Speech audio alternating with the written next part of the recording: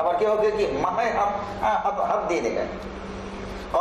তারা সবাই বলে যে হাল তাস্তাতি আনতানআতা লানা আল মসজিদ, হে মুহাম্মদ তুমি যে কথা বলতেছো, যে দাবি করতেছো, তুমি কি এখন আমাদেরকে ওই মসজিদে আকসার কিছুটা বর্ণনা দিতে পারবে? এই কথা তারা দাবি করে বসলো। এখন আল্লাহ রাসূল সাল্লাল্লাহু আলাইহি ওয়াসাল্লাম কি বললেন? ফাকাল রাসূলুল্লাহ, আল্লাহ রাসূল সাল্লাল্লাহু আলাইহি ওয়াসাল্লাম বললেন যে ফাযাহাবতু আনআতু ফামা জিলতু আনআতু হাত্তা ইলতাবাসা আলাইয়া বা'দুন নাতি। আল্লাহ রাসূল সাল্লাল্লাহু আলাইহি ওয়াসাল্লাম বললেন যে আমি সেই মসজিদের বর্ণনা যখন দিতে শুরু করলাম, তো কিছু মানে দিচ্ছি, তখন আমার কাছে ব্যাপারগুলো একটু এলোমেলো হয়ে গেল। মানে কোনো একটা জিনিস যদি আমি দেখি, তো ওটা তো পুরোপুরি কি ডিটেলস একবার দেখা দেখি সব তথ্য দেওয়া যাবে? এই মসজিদের ভিতরে আমি বা আপনারা যারা নতুন ঢুকেছেন, এই মসজিদের কোথায় কি আছে তথ্য দিতে পারবেন যে কোথায় কি আছে? কিন্তু আমি তো তথ্য দিতে পারবো যে মসজিদের কোন কোনায় কোথায় কি আছে, তাও মানে কি 100 দিতে পারবো না, ঠিক কি না? 100 দিতে পারবো না। তো আল্লাহ রাসূল সাল্লাল্লাহু আলাইহি ওয়াসাল্লাম বলছেন যে আমি যখন কিছু বর্ণনা দেওয়া শুরু করলাম, তো কিছু জিনিস আমার কাছে এলোমেলো হয়ে গেল, যে জানালা কয়টা, এই কয়টা, মানে ব্যাপারটা কি আমার কাছে একটু অসম্ভব হয়ে পড়লো।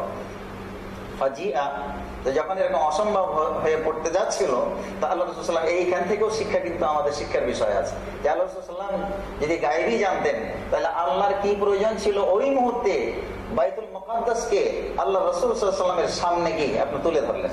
এই হাদিসে আছে যে আপনার কি ফাজিআ বিল মসজিদ, আল্লাহর পক্ষ থেকে ওই মসজিদকে রাসূল সাল্লাল্লাহু আলাইহি ওয়াসাল্লামের সামনে কি একেবারে ফটো আকারে কি মানে দিয়ে দেওয়া হলো। আর তারা একটা একটা করে জিজ্ঞেস করছে, আল্লাহ রাসূল সাল্লাল্লাহু আলাইহি ওয়াসাল্লাম কি আপনার একটা একটা করে মানে আপনার তাদের উত্তর দিয়ে যাচ্ছে যে হ্যাঁ এটা এদিকে আছে, এটা ওদিকে আছে। আল্লাহ রাসূল সাল্লাল্লাহু আলাইহি ওয়াসাল্লাম কি মানে বর্ণনা দিয়ে দিচ্ছেন। তো আল্লাহ রাসূল সাল্লাল্লাহু আলাইহি ওয়াসাল্লাম যদি গায়বী জানতেন, তাহলে এত চিন্তিত হওয়ার তো কোনোই কারণ ছিল না, ছিল কোনো কারণ ছিল? এত চিন্তিত হয়েছিলেন কেন? আর সেই চিন্তা দূর করলেন আল্লাহ তাআলা কিভাবে? মসজিদে আকসাকে আল্লাহ রাসূলের সামনে কি মানে তুলে ধরা হলো। আল্লাহ রাসূলের সামনে কি করা হলো? তুলে ধরা হলো। আল্লাহ রাসূল তো মোরাকাবায় বসে যেতে পারতেন, হ্যাঁ, এবং কি সব বর্ণনা কি দিয়ে দিতে পারতেন, তো কই আল্লাহ রাসূল তেমনটা করেন নাই। তাহলে বোঝা যাচ্ছে যে এখান থেকেও বোঝা যাচ্ছে যে আল্লাহ রাসূল সাল্লাল্লাহু আলাইহি ওয়াসাল্লাম কি মানে গায়েব জানতেন না। এটা আল্লাহ রাব্বুল আলামিন কি এর মালিক, এর মালিক পৃথিবীর অন্য কেউ হতে পারে না। অতটুকুই হতে পারে আম্বিয়ায়ে কেরামরা যতটুকু জিবরিল আলাইহিস সালামের মাধ্যমে আল্লাহ তাআলা কি জানাতেন, আল্লাহ তাআলা কি মানে জানাতেন। তো যাই হোক, আল্লাহ রাসূল সাল্লাল্লাহু আলাইহি ওয়াসাল্লাম বলতেছেন যে ওয়া আনা আনজুরু, যখন মসজিদ আমার সামনে নিয়ে আসা হলো, আমি সেই মসজিদটা একেবারে কি পরিষ্কার দেখতেছিলাম। কোথায়? ওয়া আনা আনজুরু হাত্তা ওয়াদা দুনা দারি ইকালিন, এবং সেই মসজিদ মানে দারি ইকাল অর্থাৎ ইকালের ঘরের একটু অপর সাইডে কি রাখা হলো, ও আকিলের ঘরের মানে একটু সামান্য দূরে রাখা হলো। আর সেটা দেখে ফানাআতুহু ওয়া আনা আনজুরু ইলাইহি, এবং সেটা দেখে আমি কি মানে বর্ণনা দিয়ে দিলাম। ফাকাল কওমু, তখন সমস্ত লোকজন, মানে যখন আল্লাহ রাসূল একবারে ডিটেইলস মানে নির্ভুল তথ্য যদি আপনার দিয়ে দেয়, তাহলে সেখানে তোমার বিশ্বাস তো করতেই হবে, তাই না? বিশ্বাস করতেই হবে। তো আল্লাহ রাসূল সাল্লাল্লাহু আলাইহি ওয়াসাল্লাম বলতেছেন যে যখন সমস্ত কওমেরা যখন আমি বর্ণনা দিয়ে দিলাম, তখন যখন আমার পুরো তথ্য একেবারে 100 মিলে গেল, আর এটা আল্লাহর পক্ষ থেকে বিশেষ কি আপনার সাহায্য মানে এসেছিল, যার কারণে আল্লাহ রাসূল সাল্লাল্লাহু আলাইহি ওয়াসাল্লাম বলছেন যে আমি এটার পুরোপুরি কি আমি জবাব মানে দিয়ে দিলাম। তো হিনামা কাযাবাহু আল মুশরিকুন, তারপরেও মুশরিকেরা আপনার কি আল্লাহ রাসূল সাল্লাল্লাহু আলাইহি ওয়াসাল্লামকে মানে মিথ্যাবাদী বলে, যে আল্লাহ রাসূল সাল্লাল্লাহু আলাইহি ওয়াসাল্লাম মিথ্যা বলতেছে। হ্যাঁ, তারপরেও কি মুশরিকরা এটা বিশ্বাস করতে পারে নাই। তো এখান থেকে বোঝা যাচ্ছে যে আল্লাহ রাসূল সাল্লাল্লাহু আলাইহি ওয়াসাল্লাম মানে এভাবে কি করেছেন আপনার বর্ণনা কি দিয়েছেন। এখন এই যে আল্লাহ রাসূল সাল্লাল্লাহু আলাইহি ওয়াসাল্লামের মেরাজ যে হলো, তাই না? এখন আমাদের এই মেরাজ থেকে আমরা কি শিক্ষা নিতে পারি, এই শিক্ষা সম্পর্কে গত সপ্তাহে বলেছি। এই মেরাজের মূল শিক্ষাই হচ্ছে আপনার কি সালাত, এবং এই সালাতই কিন্তু আমাদেরকে মুক্তি দিতে পারে জাহান্নামের চরম শাস্তি থেকে। এই সালাতই কি দিতে পারে আমাদেরকে মুক্তি দিতে পারে। এই সালাত যারা পড়বে না তারা গুনাহমুক্ত হতে পারবে না, বা এই সালাত যারা জীবনে শুধু ওই লাইলাতুল মিরাজের পড়ার জন্য যারা অপেক্ষমান থাকে, আর শবে বরাতের রাতে পড়ার যারা অপেক্ষায় থাকে, আপনার নফল পড়ে যদি আমরা গাড়ি পুরো পৃথিবী ঘুরে ফেলে দেই আর ফরজ যদি আদায় না করি, তাহলে এই নফল দেওয়া আমাদের কোনো কাজ হবে না। আল্লাহ রাব্বুল আলামিন এই মমিনের যে মেরাজ, এটা হচ্ছে কি সালাত। সালাতটাই হচ্ছে আপনার মমিনের কি মেরাজ, সালাতটাই হচ্ছে মমিনের মেরাজ। আমাকে এবং আপনাকে জান্নাতে যদি যেতে হয় তাহলে জান্নাতের চাবি লাগবে, চাবি লাগবে না? জান্নাতের চাবি কি? এই সালাত। এই সালাত হচ্ছে জান্নাতের চাবি, এই সালাত হচ্ছে জান্নাতের চাবি। আর এই চাবি দিয়ে আবার আমি হয়তো নামাজ পড়ে বা সালাত আদায় করে জান্নাত পেয়ে গেলাম, চাবির মালিক হয়ে গেলাম, কিন্তু এই চাবি দিয়ে আবার জান্নাত খুলবে না যদি চাবির কি আপনার খাজ না থাকে। চাবির কি না থাকে? খাজ থাকে। ওই খাজ বানাতে হলে আমাকে এবং আপনাকে নবী মুহাম্মদুর রাসূলুল্লাহ সাল্লাল্লাহু আলাইহি সাল্লামের শিক্ষণীয় অনুসারে সালাত কি করতে হবে? আদায় করতে হবে। আমার মন গড়া মতো আমি সালাত আদায় করব, সেই সালাতে জান্নাতের চাবির খাজ কি তৈরি হবে না। জান্নাতের চাবির খাজ তৈরি করতে হলে আমাকে সালাত আল্লাহ রাসূল সাল্লাল্লাহু আলাইহি সাল্লামের শিক্ষা অনুসারে কি করতে হবে? আদায় করতে হবে। সালাতের ভিতরে আমরা যারা 5 ওয়াক্ত সালাত আদায় করি, সালাতের ভিতরে আমরা বহু বিদআত তৈরি করে নিয়েছি, বহু বিদআত আমরা কি তৈরি করে নিয়েছি। নিয়াত করতে হয়, যায় নামাজ নিয়াত করতে হয়, আমরা নিয়াত পড়ি না, আমরা কি করে নিয়াত পড়ি। যায় নামাজের দোয়া আমরা কি পড়ি, যায় নামাজের দোয়া আল্লাহ রাসূল পড়েন নাই, নিয়াত আল্লাহ রাসূল করেছেন কিন্তু কি পড়েন নাই। তো আমরা এই সালাতের নিয়াত আমরা এগুলো কি করেছি? বানিয়ে নিয়েছি, এগুলো বিদআত। তারপরে আপনার সালাত পড়ার সাথে সাথে বা আপনার যখনই আমরা মানে ইকামতের সময় সাধারণ মুহাম্মদুর রাসূলুল্লাহ সাথে ভালোবাসা একেবারে দেখিয়ে দিলাম, চোখে আঙুল একেবারে লাগিয়ে দিলাম, এগুলো বিদআত। তো এই সালাতের ভিতরেও বহু ধরনের বিদআত আমরা কি করে ফেলেছি? তৈরি করে ফেলেছি।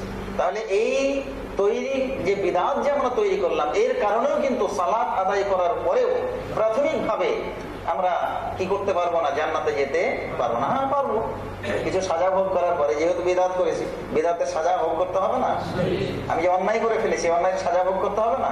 সাজা ভোগ করার পরে একদিন না একদিন যেহেতু আমরা মুমিন, জান্নাতে কি যাবো, এই বিশ্বাস আমাদের আছে। এবং এটাই হলো আহলে সুন্নাত ওয়াল জামাতের কি আকীদা, যে যারা মুমিন যত বড় কাবিরা গুনাহই করো, সেই কাবিরা গুনার সাজা ভোগ করার পরে একদিন না একদিন কি আপনার জান্নাতে যাবে। কিন্তু এক শ্রেণীর এই মুসলমানেরা আছে, তাদের থিওরি হলো, তাদের বিশ্বাস হলো যে কোন মুমিন ঈমান আনার পরে কোন কাবিরা গুনাহ করলে সে আর কি ঈমানদার থাকে না, চিরস্থায়ী পিছে জাহান্নামে হয়ে যাবে। কিন্তু এটা কি আহলে সুন্নাত ওয়াল জামাতের কি নয়? আকীদা বা বিশ্বাস নয়। তো যাই হোক, এই সালাত আমাকে পড়তে হবে, আপনাকে পড়তে হবে ওইভাবে যেভাবে আল্লাহ রাসূল সাল্লাল্লাহু আলাইহি সাল্লাম কি আপনার সালাত আদায় করেছেন। বুঝে আসছে? আল্লাহ রাসূল স্পষ্ট ভাষায় বলেছেন যে সাল্লু কামা রাআইতুমুনি উসাল্লি, তোমরা সালাত ওইভাবেই আদায় করো যেভাবে আমাকে আদায় করতে দেখেছো। এখন সালাত আল্লাহ রাসূল 1400 বছর আগে কিভাবে আদায় করেছে সেটা তো কি আমরা দেখতে পাবো না? পাবো? দেখার আমাদের ক্ষমতা আছে? নাই। তাহলে আমরা কিভাবে দেখবো? আমাদেরকে যে হাদিসের যে গ্রন্থ আছে, সেই হাদিসের গ্রন্থ আমাদেরকে কি করতে হবে? পড়তে হবে, তাই না?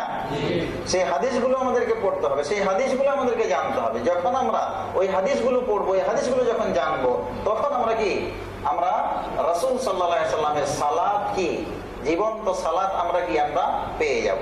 আর রাসূলের সালাত যখন আমরা আমাদের জীবনে পালন করতে পারবো, ওই সালাত গ্যারেন্টি দিয়েছে, মানে যেই সালাত রাসূলের মতো সালাত হয়ে যাবে, ওই সালাত গ্যারেন্টি দিয়েছে যে আপনাকে এবং আমাকে যা আমার মানে এই কর্মজীবনে যাবতীয় পাপ কাজ থেকে, অশ্লীল এবং বেহায়া কাজ থেকে আপনাকে এবং আমাকে নাজাত দিবে, বাঁচাবে। আল্লাহ তাআলা কোরআনে স্পষ্ট ভাষায় বলেছেন যে ইন্নাস সালাতা তানহা আনিল ফাহশাই ওয়াল মুনকার, ইন্নাস সালাতা তানহা আনিল ফাহশাই ওয়াল মুনকার। নিশ্চিত বা নিশ্চয় এই সালাত আপনার মানুষকে যাবতীয় গর্হিত অশ্লীল বেহায়াপনা এবং যাবতীয় গুনাহের কাছ থেকে কি করে? রক্ষা করে, বাঁচায়। তা আমাদেরকে সালাত বাঁচাচ্ছে না কেন? আমরা একদিকে সালাত আদায় করতেছি, আর মসজিদ থেকে বেরিয়ে আমরা কি মিথ্যা কথাও বলতেছি, ঘুষের সাথে জড়িত হয়ে যাচ্ছি, সুদের সাথে জড়িত হয়ে যাচ্ছি, ব্যবসা বাণিজ্য করতেছি অন্যায় ভাবে, হারাম ভাবে। কেন হচ্ছি? আমাদের সালাত আমাদের রক্ষা করছে না কেন? আমাদের সালাত নিশ্চয়, আমাদের এই সালাত নবী মুহাম্মদুর রাসূলুল্লাহ সাল্লাল্লাহু আলাইহি ওয়াসাল্লামের সালাতের মতো না হওয়ার কারণে আমরা বিভিন্ন গুনাহের সাথে কি আমরা জড়িয়ে আছি। তাহলে আমাদের কি করতে হবে? রাসূল সাল্লাল্লাহু আলাইহি ওয়াসাল্লাম যেই সালাত 5 ওয়াক্ত সালাত আমাদের জন্য মেরাজের রাত্রে নিয়ে আসলেন, ওই 5 ওয়াক্ত সালাত প্রথমে আমাকে এবং আপনাকে আদায় করতে হবে। তারপরে যেই সালাতটা আমরা আদায় করব, সেই সালাত অবশ্যই নবী মুহাম্মদুর রাসূলুল্লাহ সাল্লাল্লাহু আলাইহি ওয়াসাল্লামের শিক্ষা অনুসারে কি আল্লাহ রাসূল যেভাবে পড়েছেন সেভাবেই আমাকে এবং আপনাকে পড়ার চেষ্টা করতে হবে। আল্লাহ রাসূল সাল্লাল্লাহু আলাইহি ওয়াসাল্লাম জীবনে কোনোদিন জায়নামাজের দোয়া পড়েন নাই। যদি পড়তেন, যদি কোনোদিন পড়ে থাকতেন, তাহলে অবশ্যই সেটা হাদিসে কি পাওয়া যেত যে হ্যাঁ আল্লাহ রাসূল জায়নামাজের জন্য ইন্নী ওয়াজ্জাহতু ওয়াজহিয়া লিল্লাযী ফাতারাস সামাওয়াতি ওয়াল আরদা হানিফান ওয়া মা আনা মিনাল মুশরিকিন, এই দোয়া জায়নামাজ পাকের জন্য এই দোয়া আল্লাহ রাসূল সাল্লাল্লাহু আলাইহি ওয়াসাল্লাম পড়েছেন। একটা হাদিসও কি আপনার পাওয়া যাবে? আমরা পড়ি না? তাহলে আমাদের সালাত কি রাসূলের সালাতের মতো হচ্ছে? হচ্ছে না। রাসূলের সালাতের মতো হচ্ছে না। তাহলে জায়নামাজ পাঠ করার কোনো কি দোয়া নাই, আল্লাহ রাসূল শিখান নাই। তো আল্লাহ রাসূল যেটা শিখান নাই সেটা যদি আমরা এখন বলি যে না এটা আমাদের মাযহাবে আছে, চলবে? চলবে না। আল্লাহ রাসূল সাল্লাল্লাহু আলাইহি সাল্লাম সালাত ফরজ হওয়ার পরে, অর্থাৎ হিজরতের 1 বছর আগে সালাত ফরজ হয়েছে, তখন থেকে নিয়ে 11 বছর সালাত আদায় করেছেন। এই 11 বছর সালাতের ভিতরে আল্লাহ রাসূল সাল্লাল্লাহু আলাইহি সাল্লাম যেভাবে আমরা নিয়াত মুখে বলি ওইভাবে আল্লাহ রাসূল সাল্লাল্লাহু আলাইহি সাল্লাম নিয়াত বলেন নাই। নাওয়াইতু আন উসাল্লিল্লাহি তাআলা 4 রাকাত, ইসনাতাই রাকাত, তারপরে ফরজ, তারপরে নফল, তারপরে বাদাল ফারিজা, কাবলাল ফারিজা, এই যে শব্দগুলো আমরা কি করি? ব্যবহার করি। আল্লাহ রাসূল সাল্লাল্লাহু আলাইহি সাল্লাম মানে এই আমরা যেই গদবাঁধা নিয়মে আমরা নিয়াত পড়ি, এই নিয়াত দিয়ে আল্লাহ রাসূল জীবনে এক ওয়াক্ত সালাতকে আদায় করেন নাই। এখন তো আমরা নিয়াত বলি না, নিয়াত মতো বলি। তাহলে যেটা আল্লাহ রাসূল করলেন না, পরবর্তীতে আপনার সাহাবায়ে কেরামরা করলেন না, আর এখন যদি আমরা ওই নিয়াত বলে নামাজ পড়ি তাহলে এটা রাসূলের সালাত হলো? রাসূলের সালাত হলো? এটা রাসূলের সালাত নয়, এটা রাসূলের সালাত নয়। ঠিক এরকম ভাবে আল্লাহ রাসূল সাল্লাল্লাহু আলাইহি সাল্লাম ইকামত দিয়েছেন। ইকামতের সময় আল্লাহ রাসূল সাল্লামের আপনার কি নাম উচ্চারণ হয়েছে না হয় নাই? সাহাবীদের যুগে, আল্লাহ রাসূলের যুগে যখন ইকামত হয়েছে তখন আল্লাহ রাসূলের আশহাদু আন্না মুহাম্মাদুর রাসূলুল্লাহ এটা বলা হয়েছে না হয় নাই? হয়েছে। তখন কোন সাহাবী চোখে আপনার স্পর্শ করেছেন এর কোনো কি দলিল নাই। এখন আমরা এটা করি, যখন ইকামত হয় তখন আমরা কি এটা করি, তাহলে এটা আপনার রাসূলের সালাত? এটা তো রাসূলের সালাত নাই। ঠিক এরকম ভাবে আল্লাহ রাসূল সাল্লাল্লাহু আলাইহি ওয়াসাল্লাম আপনার তার পুরো জিন্দেগিতে বহু নামাজ পড়িয়েছেন, তাই না? 11 বছর সালাত আদায় করেছেন। সালাত আদায় করার পরে আমরা যে সম্মিলিত ভাবে ইমাম আল্লাহু আনতাস সালাম ওয়া মিনকাস সালাম হাইয়িনা বিস সালাম তাবারাকতা ইয়া যাল জালালি ওয়াল ইকরাম বারহাক লা ইলাহা ইল্লাল্লাহ আমরা মুনাজাত দেই না? সালাম ফিরার সাথে সাথে আমরা কি মুনাজাত ধরি না? ইমাম সাহেব ধরে আমরাও কি আমিন আমিন করি। আল্লাহ রাসূলের পুরো জিন্দেগিতে কখনো আপনার সালাত আদায় করার সময় সালাম ফিরার পরে আপনার কি মুনাজাত ধরেন না। তো যেই কাজটা আল্লাহ রাসূল করেন না ওটা যদি আমরা করি তাহলে সেটা সুন্নাত হবে না বিদআত হবে? সেটা সুন্নাত হবে না বিদআত হবে? বিদআত হয়ে যাবে। তাহলে বিদআত করে আপনার জান্নাতে যাওয়া যাবে? জান্নাতে যাওয়া যায় না। যাওয়া যাবে কিন্তু কি পরে যাওয়া যাবে। তো আল্লাহ রাসূল এরকম করেন নাই। তো এরকম বহু আমল ঠিক এরকম ভাবে সালাত আদায় করার পরে বাংলাদেশে বহু মসজিদ আছে, আজ আপনার সালাত আদায় করার পরে মোনাজাত তো হলোই, তারপরে আবার কি একেবারে শুরু হয়ে গেল আপনার মিলাদ। বিশেষ করে আপনার ফজরের সালাতের পরে আপনার কিছু মসজিদ আছে সেখানে কি একেবারে অবধারিত ফজরের নামাজের পরে তাসবিহ তাহলিল দোয়া সম্মিলিত দোয়া সব কিছু করার পরে আপনার কি একটা মিলাদ দিয়ে তারপরে কি আপনার বের হল। তাহলে যেই কাজটা আপনার আল্লাহ রাসূলের যুগে তো হয় নাই, পরবর্তীতে সাহাবায়ে কেরামের যুগেও আপনার কি হয় নাই। আমাদের চেয়ে সাহাবায়ে কেরামকে আল্লাহ রাসূলকে কম ভালোবাসতেন? তাদের ভালোবাসাটা কি কম ছিল? কম তো ছিল না, বরং আমাদের চেয়ে লক্ষ কোটি গুণে কি আল্লাহ রাসূলের প্রতি মহব্বত তাদের কি ছিল? বেশি ছিল। তারা এত সুন্নাতের পাবন্দী ছিলেন, কিন্তু কোন সাহাবী আমরা যে পদ্ধতিতে মিলাদ দেই ফজরের পরে বা বিভিন্ন জুমার রাতে অথবা আপনার কি শবে মেরাজের রাতে অথবা কি শবে বরাতের রাতে, এই পদ্ধতিতে তো কোনো সাহাবী আপনার মিলাদ দেয় নাই, এরকম গুরুত্ব কি তারা পাঠ করে নাই। এই কারণেই তাদের সালাত মানে কি তাদেরকে নাজাত দিয়েছিল, বিভিন্ন অশ্লীল বেহায়াপনা কাজ থেকে কি তাদেরকে রক্ষা করেছিল। আমাদেরকে রক্ষা করে না কেন? যে আমাদের সালাত নবী মুহাম্মদুর রাসূলুল্লাহ সাল্লাল্লাহু আলাইহি ওয়াসাল্লামের সালাতের সাথে পূর্ণাঙ্গভাবে মিল নাই, যার কারণে কি আপনার আমাদের সালাত আমাদেরকে খারাপ কাজ থেকে রক্ষা করছে না। ঠিক এরকম ভাবে ঠিক আছে নিয়াত করতে হবে, এটা কি কমন বিষয়। যত ভালো কাজ আছে সমস্ত ভালো কাজের জন্যই কি আপনার নিয়াত করতে হবে। সৎ নিয়াত ছাড়া আল্লাহর দরবারে কোনো কাজই কি আমাদের কবুল হবে না, কোনো আমলই কি আল্লাহ তাআলা কবুল করবেন না। বুঝে আসছে না? এখন শুধু আমরা সালাতের জন্য নিয়াত বানালাম, আর আরেকটা নিয়াত বানিয়েছি কিসের জন্য? সাওমের জন্য। আমরা দুইটা নিয়াত বানিয়েছি, একটা হলো সালাতের জন্য আর একটা হলো কি সাওমের জন্য। তাহলে ইবাদত তো আরো আরো অনেক ইবাদত আছে, নাই?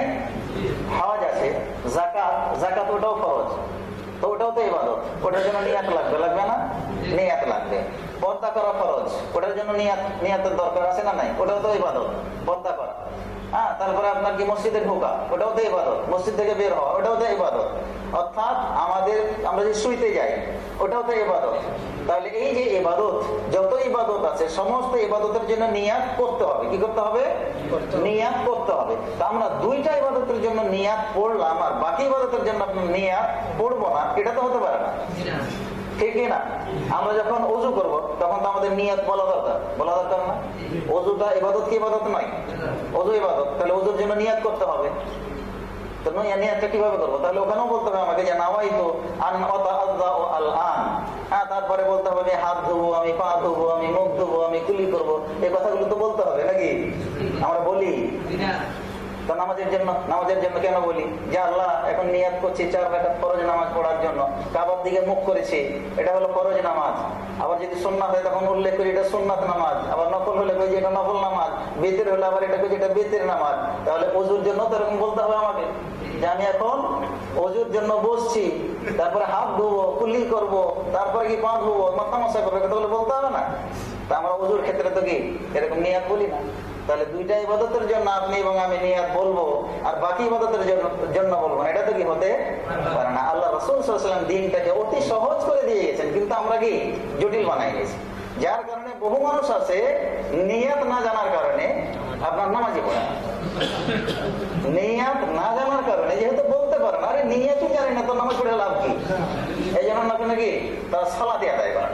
তাহলে যেই সালাত আল্লাহ রাসূল মেরাজ থেকে নিয়ে আসলেন, ওই সালাত আমাদেরকে ওইভাবেই আদায় করতে হবে যেভাবে নবী মুহাম্মদ রাসূলুল্লাহ সাল্লাল্লাহু আলাইহি ওয়াসাল্লাম আদায় করেছেন। আল্লাহ রাসূল নিয়াত মুখে বলেন নাই, যায় নামাজের দোয়াও বলেন নাই, ফরজ সালাতের পরে আপনার কি সম্মিলিত মোনাজাত কি দেন নাই। ওই রকম সালাত আমাদেরকে কি জীবনে কায়েম করার চেষ্টা করতে হবে। তাহলেই কি আমরা নাজাত পাবো, মুক্তি পাবো, এবং আমরা জান্নাতে ওই চাবিও পাবো এবং চাবির ধারকে দাঁতকে আপনার পাওয়া যাবে যদি আমাদের সালাত আল্লাহ রাসূল সাল্লাল্লাহু আলাইহি ওয়াসাল্লামের সালাতের মতো আমরা আদায় করতে পারি। আল্লাহ রাব্বুল আলামিন আমাদেরকে তৌফিক দান করুন যে আমরা যাতে আল্লাহ রাসূলের সেই জীবন্ত সালাত আমরা আমাদের জীবনে জেনে বুঝে এবং সেটা সেই অনুযায়ী যাতে আমরা আমল করতে পারি। সম্মানিত ভাইরা, তাহলে আমরা মেরাজের প্রথম শিক্ষা কি পেলাম?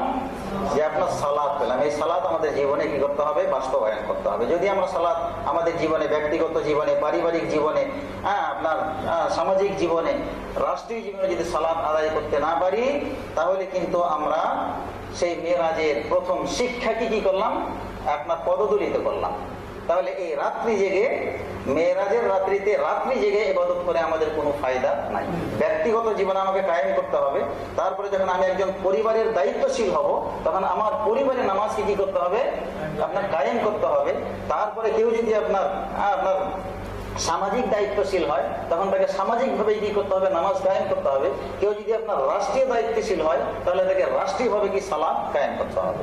তো এই জিনিসগুলো সালাত কি কায়েম হচ্ছে? না ব্যক্তিগত জীবনে, না পারিবারিক জীবনে, না সামাজিক জীবনে, না আপনার রাষ্ট্রীয় জীবনে। আজকে এই সালাত কায়েম করার উদ্যোগ আপনার কারো মাঝে নাই, অথচ রাষ্ট্রীয়ভাবে সালাত কায়েমের কোনো উদ্যোগ নাই। আর রাষ্ট্রীয়ভাবে আবার কি লাইলাতুল ইসরা ওয়াল মিরাজ পালন করার জন্য ছুটি দিয়ে দেওয়া হয়, হয় না? হ্যাঁ, আপনি রাষ্ট্রীয়ভাবে সবে মেরাজ পালন করবেন, ছুটিও ভোগ করবেন, আর সেই মেরাজের যে প্রথম শিক্ষা, সেই শিক্ষা আপনার রাষ্ট্রে কায়েম হবে না, সেই শিক্ষা আপনি আপনার জাতিকে দিবেন না। এই দায়িত্বের জন্য তো আল্লাহর কাছে আপনাকে এবং আমাকে জবাবদিহি করতেই হবে।